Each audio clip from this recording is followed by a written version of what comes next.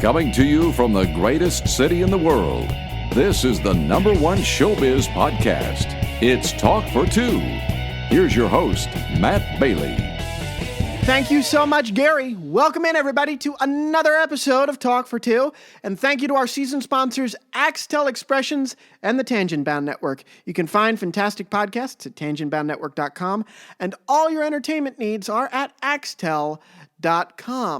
Now, today we have a great guest. This man has had so many brushes with fame, or rather, maybe it's fame has had so many brushes with him. We've all heard the phrase, "This show was taped before a live studio audience."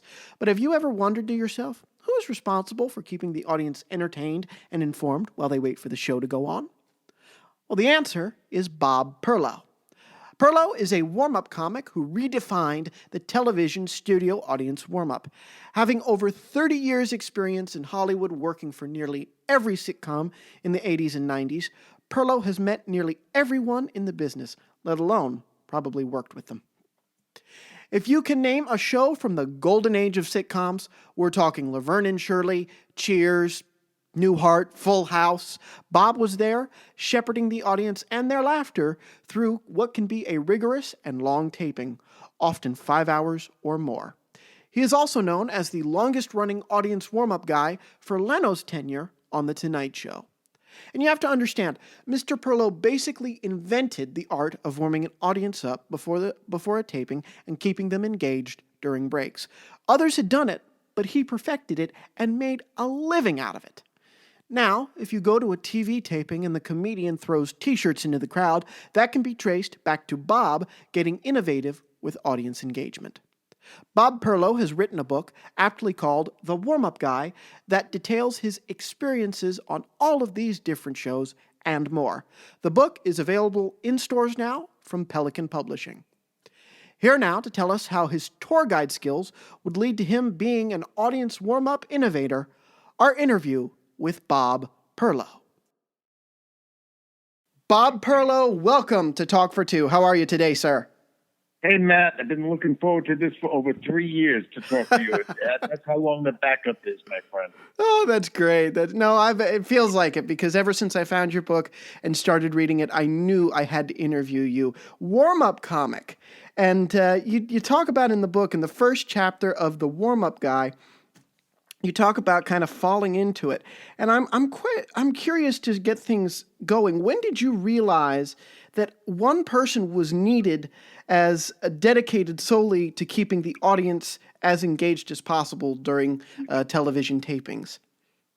When I first arrived in L.A. and had no idea, like most people that watch TV on the flyover states and even in New York and on the East Coast, when you watch a TV show, I don't think many people realize what goes into it. They realize it's a half-hour show, they tape it, and they're done, not knowing that there's somebody like me now, and I didn't know it was me then, of course, that has to keep them engaged for the time that they're watching the show. And like most people, when you see a half-hour show on TV, whether it be Cheers, Newhart, Taxi, you look at it, it's a half hour on TV, and in your mind you realize that there could be some flubs or mistakes, and it could take up to 40 minutes, maybe 50 minutes to do a show, not realizing that could stretch to 5 hours. Yeah.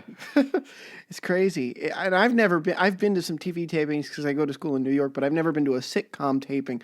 So it's crazy. Now, the way that you started, you kind of fell into it with Laverne and Shirley, right? No, I wouldn't say kind of fell into it.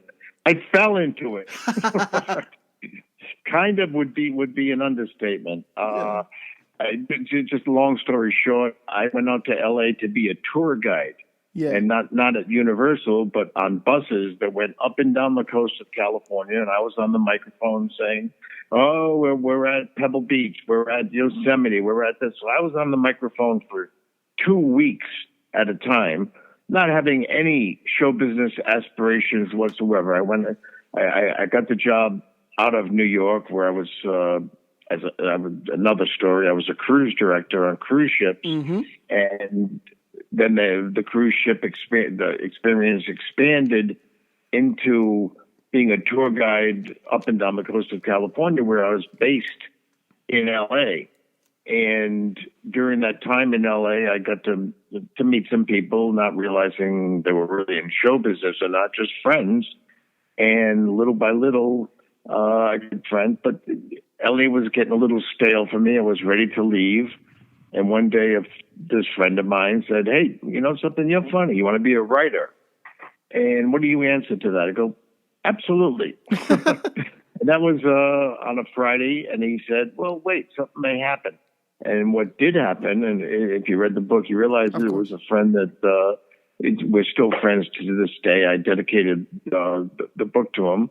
He said, "Well, I'm a writer on Laverne and Shirley, and there's a chance I could get promoted to being a producer." And lo and behold, he was. And at that time, he said, "Do you want to be a writer?" I go, "Yep." And Friday morning, I was a writer on Laverne and Shirley, which was the top-rated show in America at the time, 1977. It really was. And you mentioned in that chapter, because I did read it all the way through. I know that when I reached out to you, I was about halfway through. But I'm halfway through myself, so I can't wait to see what I ended up doing. But I did read it, and those first chapters with Laverne and Shirley, and that tension there. Were you surprised? How surprised were you to see that the two stars really didn't like each other? I was so shocked until I realized every show did that. Yeah, really. It was pretty standard operating procedure at the time, where they counted lines, as did to me, it was a shock. But subsequently, most shows I was on, they vie for, hey, I want to be the one with the most lines. So it wasn't unusual. And to be quite honest, to this day, they're friends now. I mean, those are the beginnings of the show, and vying to be number one was very important to Laverne and to Penny and Cindy, as it was to Shelley Long and Ted. Every show, who doesn't want to be the star? But it was, they would count lines. They'd be upset if they didn't have it. And especially Laverne and Shirley, because it was unusual in that the star of the show, or the stars, had a situation that I didn't see again for the next 35 years. And that is, one of the stars' brother was the creator / producer, which was Gary Marshall, who actually became the nicest guy in the world and was more than fair about it. When I said they counted lines, they were usually either even, or one had a little bit more than the other. There was no favoritism, but I was shocked to see it because I had never seen anything like it before, that being my first show. Right. And then Gary Marshall uttered those infamous words to you to start audience warm-up. One night, I love telling it, so I'm not going to let you tell it. Yeah, no, I was leading you in. I was a fledgling writer, and I go, this is fun because number one show. And every night, up until this particular night, I would say, wow, that's so cool. The lights would go out, and people were so excited to be there. It was unbelievable. And there'd be a drum roll. And then the warm-up guy at the time would part the curtain and go, ladies and gentlemen, welcome to Laverne and Shirley. And this one night, Gary Marshall, again, the producer and Penny's brother, came up to me, and he has a very unique, I don't know, Matt, have you ever heard Gary speak? I don't think I have, but I know I've seen his work, tons of his shows. And yeah. He has a very unusual Brooklyn clipped version of speaking. And luckily, we've stayed friends over the years, and he was nice enough to recreate that moment on tape, which I show at my show. I go, here's Gary, and here's what he said. It's not from 1977; it's from 5 years ago, because I asked him if he would do it, and in my show, I play it, and it goes something like this: Bob. Waited a second. Listen, the audience is a little dead tonight. Go, talk, be funny. And I went out, and because of my background with the tour guides, which I could talk for 2 weeks straight. I would go out there, and I don't tell jokes. I'm not a stand-up comic. I come from I was a professor in Boston. I taught college for a while, so I'm used to being in front of crowds. And with the bus tours, it was more than just being in front of crowds. It was with them for 2 weeks at a time. So it wasn't a matter of stage fright or anything. It was, can I do this particular skill set, which was keeping an audience excited and into the show at the time. And it was like a duck to water. I said, I like this. Whereas a stand-up comic or just another, I'm going to go off at the tangent. Please. I hope that's okay, Matt. Please do. At the time, warm-up guys were not warm-up guys. They were writers on the show, and they would get an extra $50 to say, hey, go talk to the audience. And mostly that consisted of the writer, who for the most part, they are not performers. Sitcom writers were the guys in class that didn't say much, but they had a joke and they were picked. I'm not going to say nerds, but introspective. Okay. Yeah. And Gary or any other producer would pick a writer and say, go talk to the audience. And it wouldn't be exciting. It wouldn't help the show that much.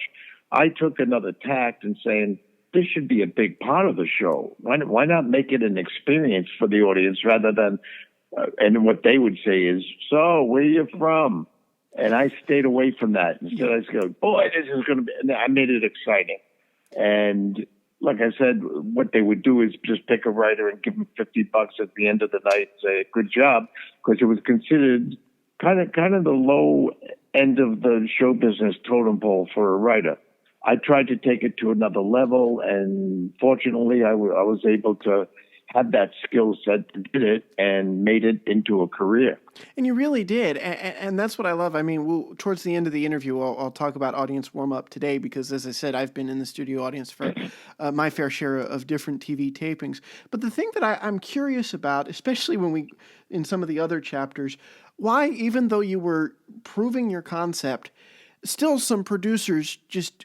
The way they thought about the audience was more of an afterthought than a part of the experience. The show's going on down here, and the audience is in the bullpen up there, and it just didn't connect that they were there for these hours. And it seemed like in a lot of shows there was a lack of consideration for the audience, not on your part, of course, but you were their champion. No, you are so totally on the money with that, because the audience for most of these producers and writers was an afterthought, and instead of realizing how much a live studio audience added, not just for the actors, but the whole experience of the show, and bring the show up to a level where it's really a show, even though obviously you don't see the audience on sitcoms, it did raise the whole level and excitement level in the studio to a point where the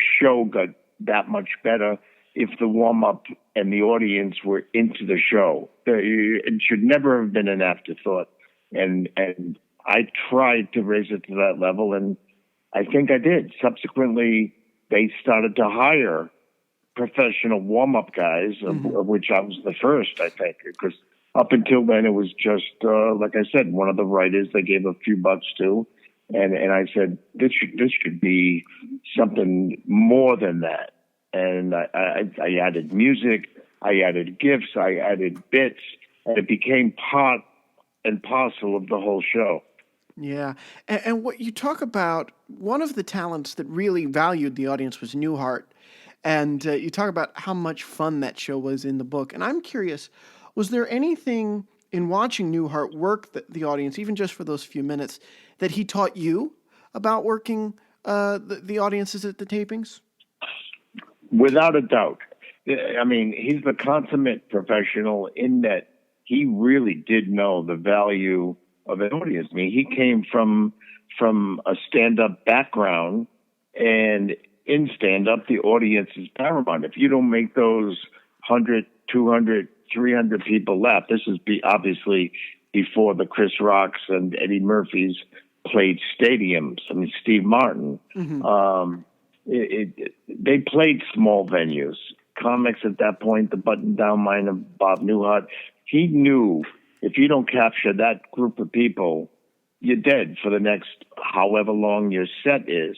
And especially with a sitcom where it's not just a set, it's hours. Mm-hmm. And like you said, he would come out and do 5 minutes, just 5 minutes.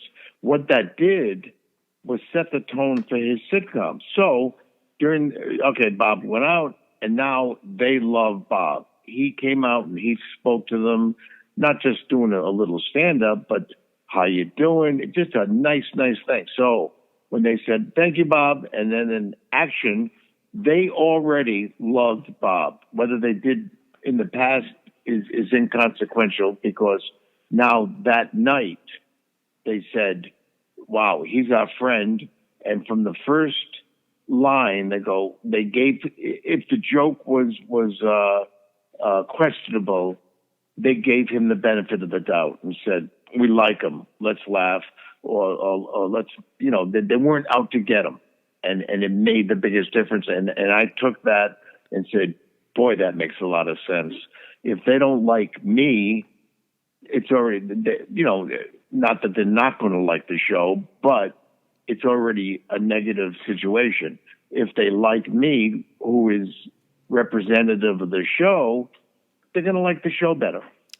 Absolutely. It makes total sense. And reading the book, one thing I love, and what I love about how it's evolved since you pioneered it, is that you are not just there to keep them engaged, you're there to help them understand why the break is taking so long, or you're there to guide them through what is a foreign experience for so many people.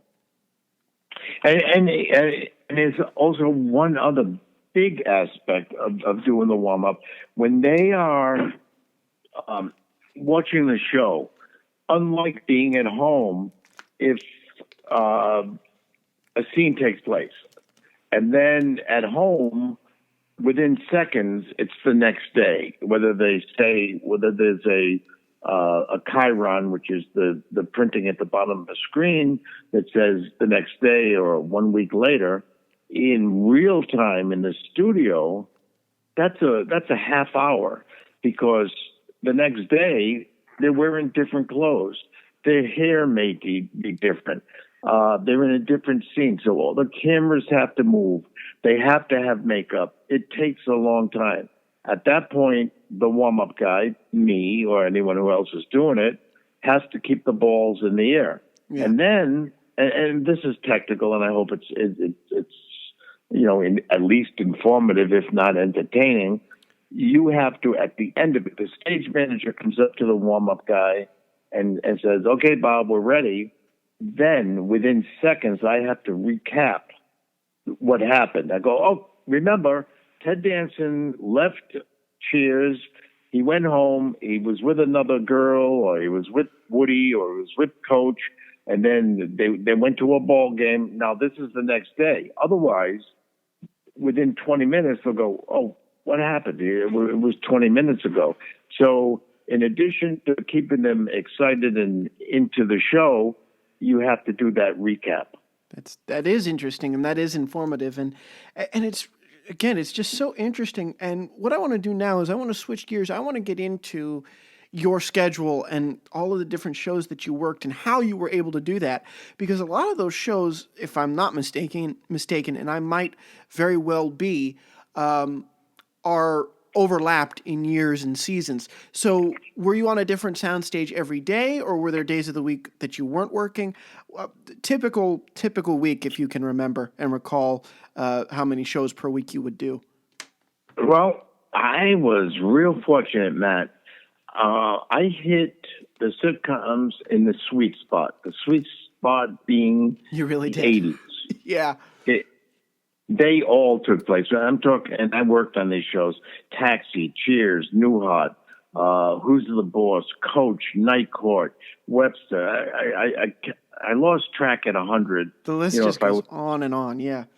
Yeah. So basically, what I would do at the beginning of a season, I would get the calls. I didn't have an agent.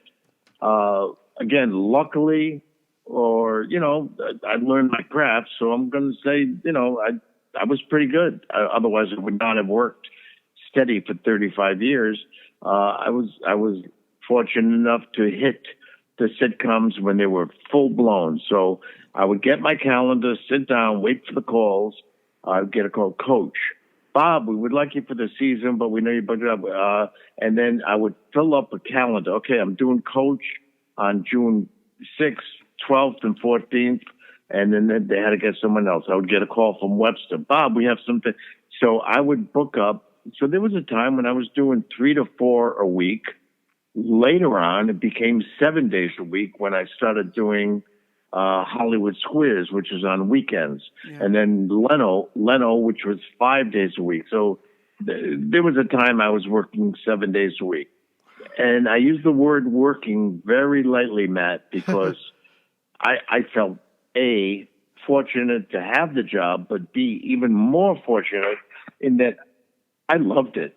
I could not wait. They would go, oh, you're doing I go, no, I love it. I'm a child of TV. I grew up with TV. I'm more of a fan than I thought a work could be. And I get to do Coach. I love Coach. Da, da, da, da, da, da, da. The theme song used to give me chills. Yeah. And Night Court with Harry Anderson. So when people say, what was your job? And the word job always threw me. I go, job? I would do this for free. Don't tell anybody. But I would have. And instead, they paid me, which was great. Yeah.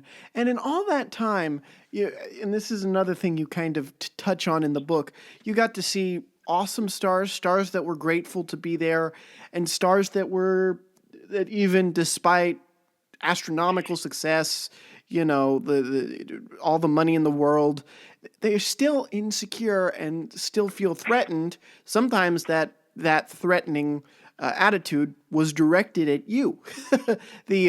Especially in one of your chapters, you talk about Home Improvement and an outburst from Tim Allen.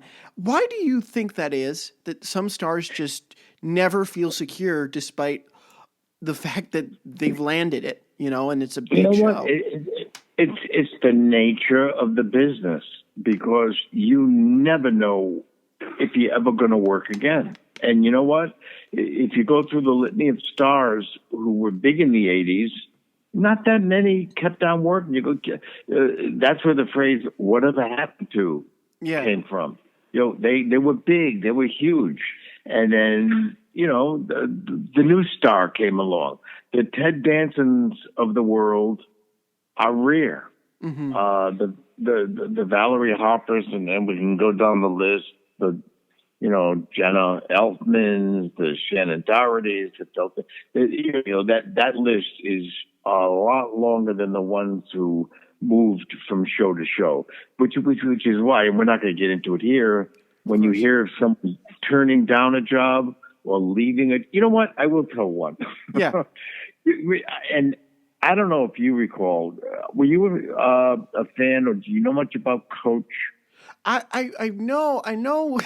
This is what I know about Coach, and it's embarrassing. I know Bill Fagerbakke was, I think that's how you say it. Sure, Mr. SpongeBob, Yeah, because that's the show I grew up with, was SpongeBob.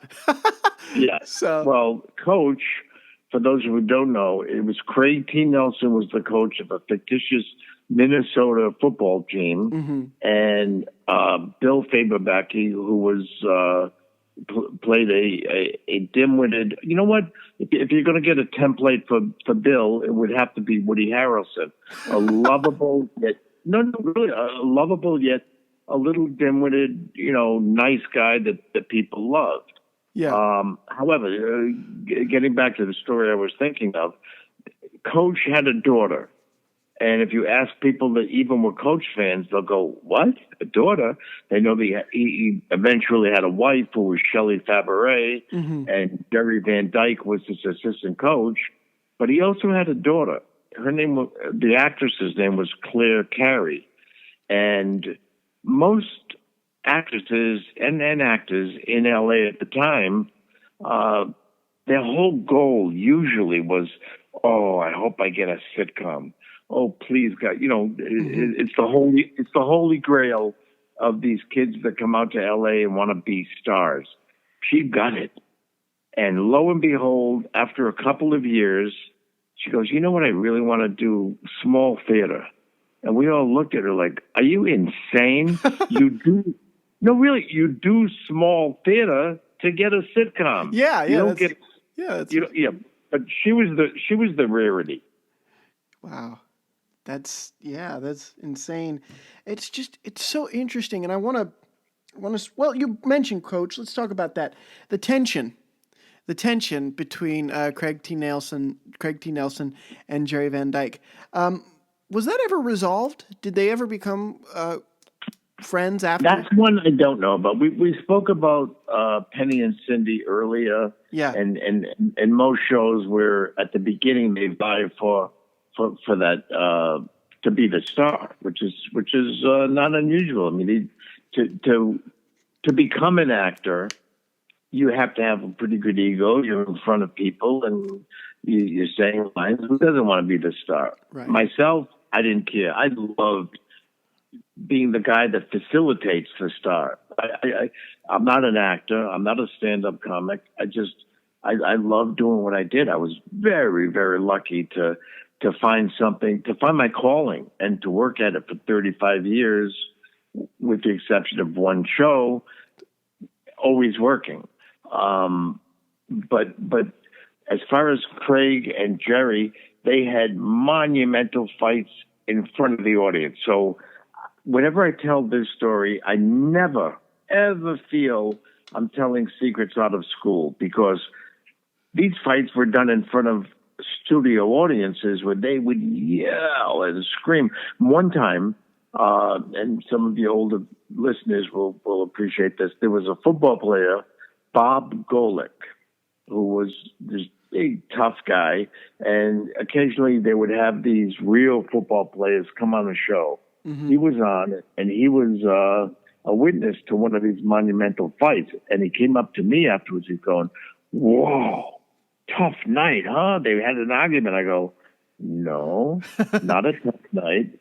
This is the way it's done." It was unbelievable. One night, it got so bad, Jerry stalked off stage, went into his car, which was parked outside the stage, locked himself in, and started chain smoking cigarettes. So much so that the car was filled up with smoke. The producers went out and started, "Jerry, you got to get back." The audience was waiting. This was during the show. But that was pretty much standard operating procedure. But as far as did they reconcile, you know what? I assume so. I mean, they both got enormously wealthy and famous, and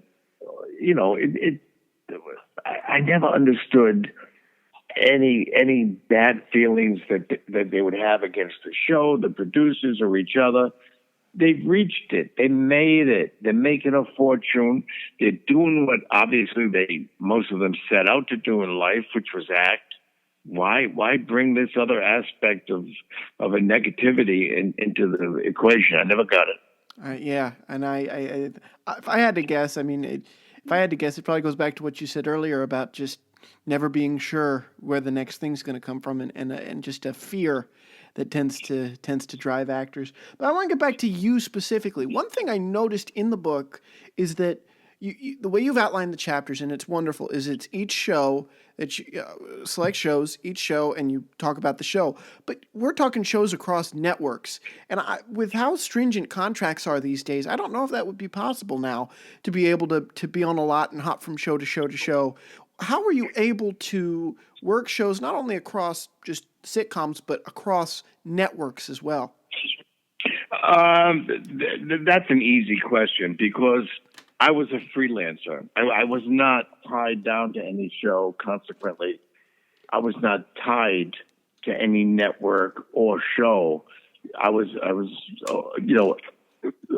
for lack of a better word, a day player, where they go, "Oh, we got Bob," and there was no animosity or jealousy or even ties to a particular show. When I loved a show, a la Newhart, Night Court, I went out of my way to book as many as possible. I worked on Newhart for 8 years. I worked on Growing Pains for 6 years. I worked on Full House for 8 years. So earlier on, I said, well, I would book this, I would book that. But when I found a show that I really sparked to and was a big fan of, I would go out of my way to book the entire season. And you did that with Leno because you and Leno you talk about this, were friends. And I got to ask, did you and he ever look at each other and just share like a holy crap, we both made it kind of a moment? Oh, constantly. I mean, just to give your listeners a thumbnail background, we met in the late 60s, early 70s in Boston. Well, this is going to sound like I got an ego like crazy, and so does he. But at the time, they had underground newspapers, and one of them, this producer, I say producer, he was probably 11 years old, put an ad in the Boston Phoenix saying, "Are you funny? Call this number." I mean, right away, anyone who calls has a little. Either they think they're real funny or they have an ego. I thought, this sounds fun. I think I'll do it. Unbeknownst to me, another student in Boston at the time, Jay, answered the same ad. We showed up at the same place.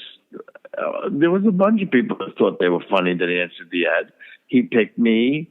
He picked independently of me, Jay, and 3 or 4 other people, and said, you guys are going to be a comedy. At the time, comedy groups were big. They had the Ace Trucking Company, the Committee, and a bunch of others that, an ensemble of improv comics. Yeah. And we went with this guy, and we were pretty good. At the time, it was pretty rudimentary comedy, but nevertheless, we clicked. The audience liked us. And we decided, this guy didn't bring anything to the table. Why don't we go out on our own? So we did, and we called ourselves the Fresh Fruit Cocktail. And we played colleges around Boston. We did the Playboy Club. We went to the Catskills. It didn't last, probably more than a year. We loved it. We were getting $35 a piece to do a show. But, at the time, who cared? We were kids. And when we broke up, Jay always had this dream of being a stand-up comic. I remember we would do a gig, we would do our set, the group of us, 5 of us with the blackouts, much like improv groups today. And after we finished, we would leave, and I would go back and look, and Jay, in an empty room, would have the microphone and would be practicing and doing stuff by himself. I said, boy, that's dedication. And obviously it paid off. And we kept in touch, and he moved out to LA after we were done. And it's a whole other story. And like I said, it's in the book. Yeah. He hooked up with a pretty powerful agent who was married, and the wife was, I don't want to say that, but she was rough.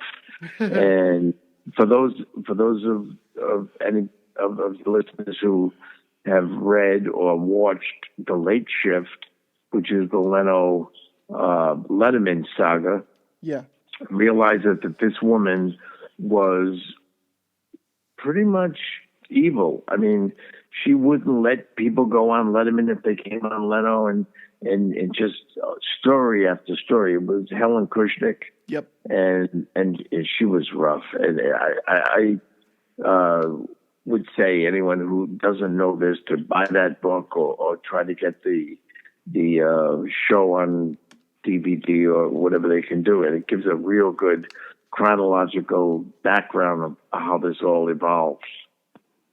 Yeah, it's really interesting. But that was your longest gig, 13 years. As I understand it, it was your longest gig.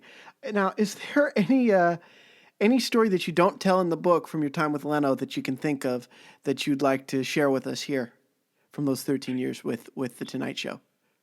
Oh, there were many. let me think. When people came on the show, and I just got to observe them, and again, these are firsthand stories. This is nothing that someone told me or that I heard of. I had to have seen it firsthand, otherwise it's not in the book or in my show. Yeah.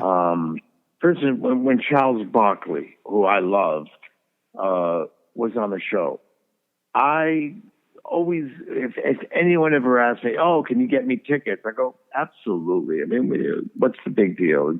Number one, it's free. Yeah. But number two, I had an in, so I would get them in the green room. You know, relatives from Rhode Island, they go, "Oh, we want to see the show." My sister would send them out, or if I met someone, you know, in passing, "Oh, you work on Leno? I'm dying to see him." I go, "Okay, let me put you on the list," and they would come on. So, but everyone passed through. In my 15 years, one thing that people obviously remember, if they're old enough, is just as before that, Jay started off way down in the ratings. I mean, no one was watching him, and honestly, the show was not great. I mean, he had that celebrity in a bag thing, and he was tentative, and he was behind. I mean, he was way behind. But in 95, something happened where Hugh Grant was caught with a hooker, Divine Brown. Yeah. But before that happened, he had booked The Tonight Show for 2 weeks after that incident happened. And to his credit, instead of slinking off into the night saying, "Oh man, I was caught with a hooker," and for real, mugshot, the whole 9 yards. But I guess he or his PR people said, "You know what? Either you rehabilitate this or this could be the end of your career." To his credit, he kept the date with Jay 2 weeks after this happened. Came on, and the famous words that Jay said were, "What the hell were you thinking?" Yeah. That broke the ice. It broke the ice, and more than that, it resurrected his career. People go, "Look at that. The guy, he made a mistake. He owned up to it, and they made fun of it, and they moved on." And this came up last, it's funny, Matt. This came up last night. Someone said, "Oh, you know who did not come out of something like that? Winona Ryder." Yeah. For something so far less damaging. She shoplifted. So what? Instead, we have not seen too much of Winona. I mean, she did Beetlejuice and was on a upward trajectory, and that curtailed her career. So there are two ways to do it. Hugh Grant did it the right way.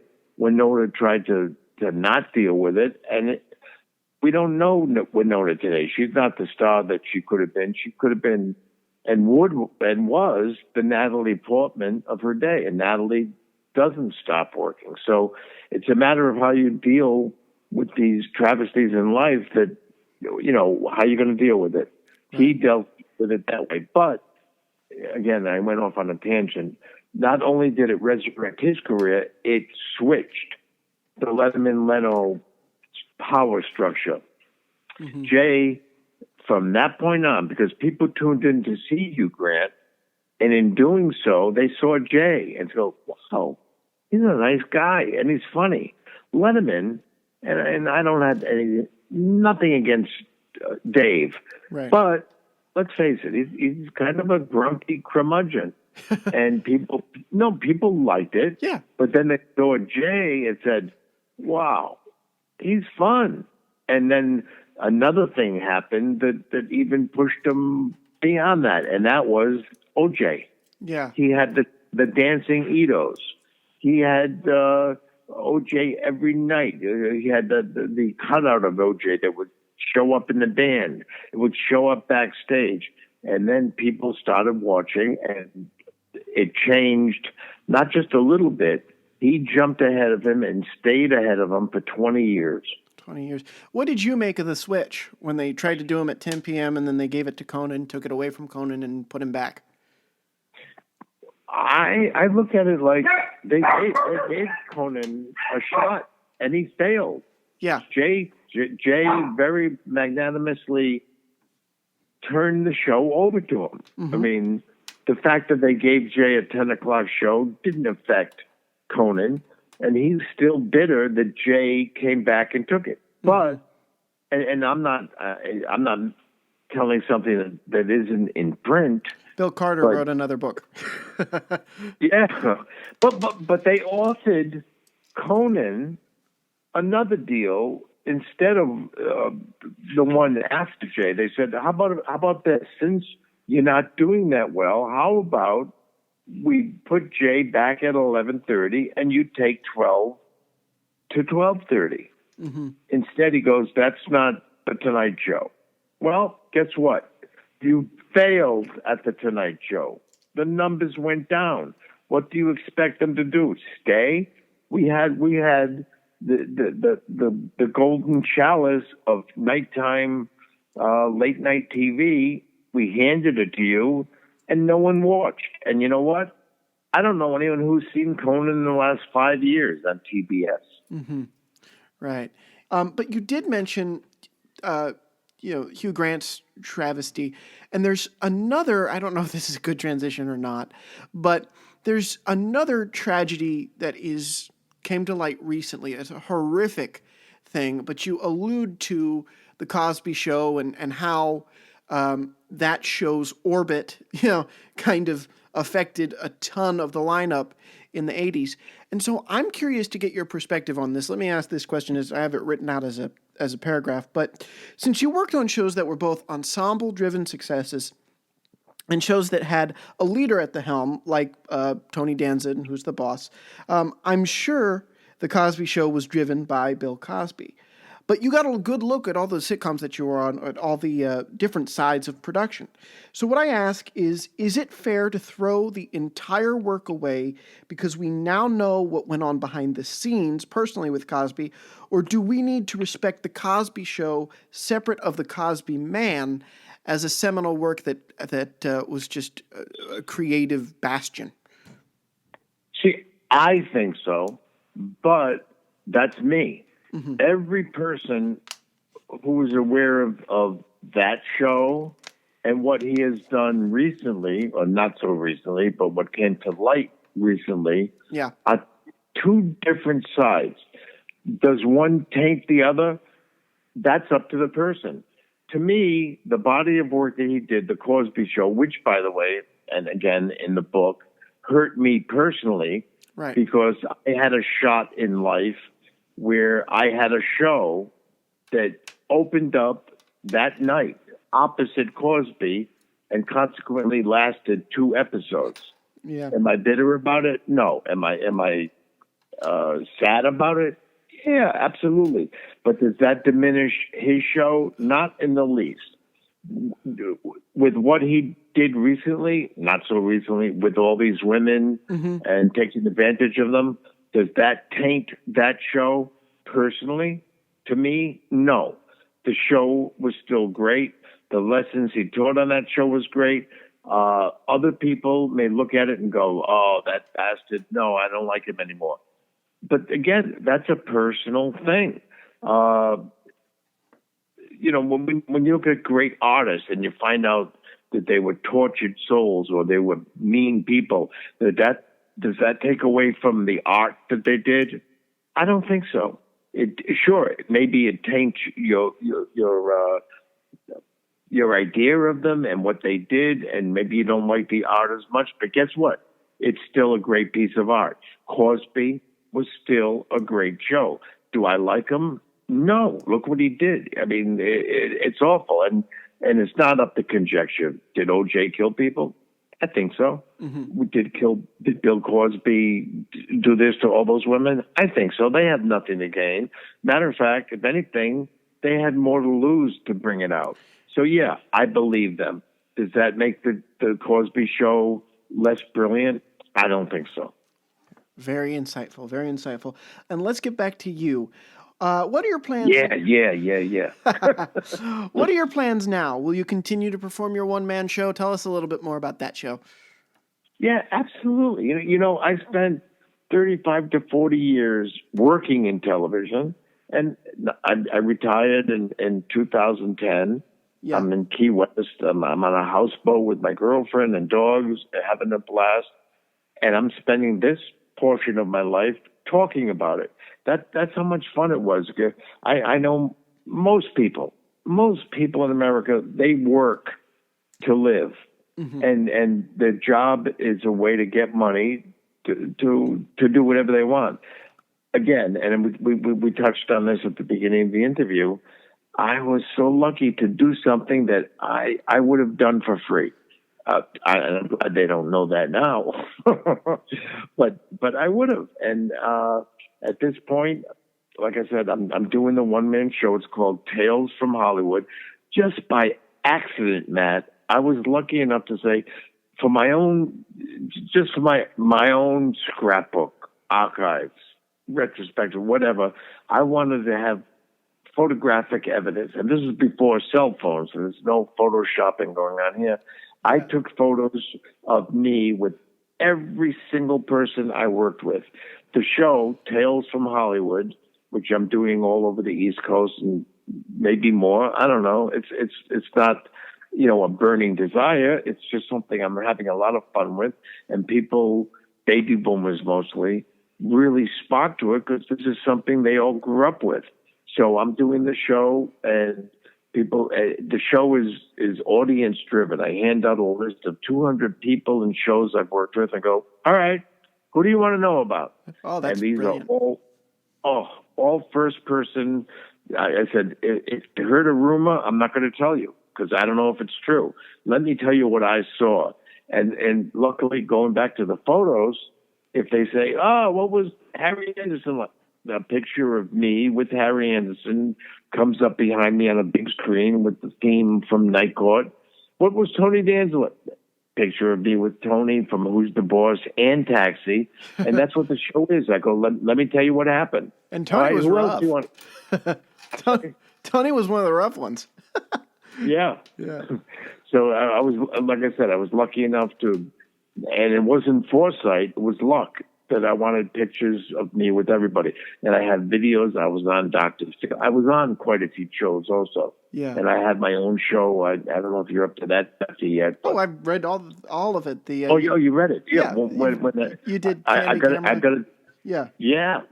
That plus Let Bob Do It. Yeah, Let Bob Do It. Yeah. Yeah. I was on a show in New York called House Party with Steve Ducey, who is now one of the mainstays of Fox and Friends. Yeah. He was the morning host, a la Regis, a la any morning show with the cooking segment and author segment and so forth. And I created a segment called Let Bob Do It. People would write in and go, hi, my name is Matt Bailey, and I work at a sanitation. I work at a sanitation department, and I don't want to go to work on Thursday. Let Bob do it. Yeah. We'd show up with a camera crew, go, Matt, go take the day off, and I would film me doing it. Being a morning show, it wasn't very controversial or dangerous, but it was fun. It was a morning show, and it was fun. So I have videos of that I showed during the show. And it's just a fun hour and a half retrospective memoir, what have you, of stuff I did in life that really pertains to the people who were in the audience that saw these shows. That's great. And my last question for you, what do you make of the current landscape of warm-up comics? I mean, I encountered a few. I've done a few tapings, and the one that sticks out in my mind is a gentleman who does The View by the name of Tom Kelly, if you've ever heard of him. He's doing a lot of warm-up stuff, and it seems to have expanded, but only just a little bit. It's still so niche. Yeah, being away from it now for 5 years, I don't know what they're actually doing. I hope that I left some sort of legacy where they go, oh, let's use that thing that Perlow did. I did a thing where I made sure any sitcom I did, they had a phone on stage. Yeah. And this phone, I could call all over the country, and we could hear the person on the other end over the loudspeaker. and I would call people's relatives all over the country and, have a little fun with that. I hope they're still doing that, because if they are, that means that it's something I created, lasted. I don't feel they're stealing from me because I'm not doing it anymore. But I hope I left some sort of legacy for people to do, and I hope I'm kind of remembered. If not, so be it. I'm still doing it and talking about it and having fun with it. Well, let me assure you that you are, because I think they're just, I'll tell you what, the warm-up comics today are taken right from the book of Perlow, and that book is called The Warm-Up Guy. Bob Perlow, thank you so much. Thank you, Matt. This was a pleasure. Thank you so much, Bob. You were fantastic. Everyone, make sure to go check out The Warm-Up Guy in stores now. You can visit the link to our Bob Perlow page on our Amazon guest shop, and that is, of course, below in our show notes. Just click the link. That's it for us this week. Thank you again to our season sponsors, Axtel Expressions and the Tangent Bound Network. Stay tuned to talkfor2.com as well as Twitter and Facebook for more from the #1 performing arts podcast. From there, you can access our Amazon guest shop, like I just mentioned, where I've handpicked some of my favorite works from our guests. Not only Bob, we got Terry Fader and Ed Asner on there, so just go ahead and check it out. Reach out by emailing talkfor2cast@gmail.com and talk about us on social media using hashtag talkfor2. Signing off for Talk for Two, I'm Matt Bailey, reminding everyone out there to keep talking for two. You can hear more show business interviews with the stars at talkfor2.com.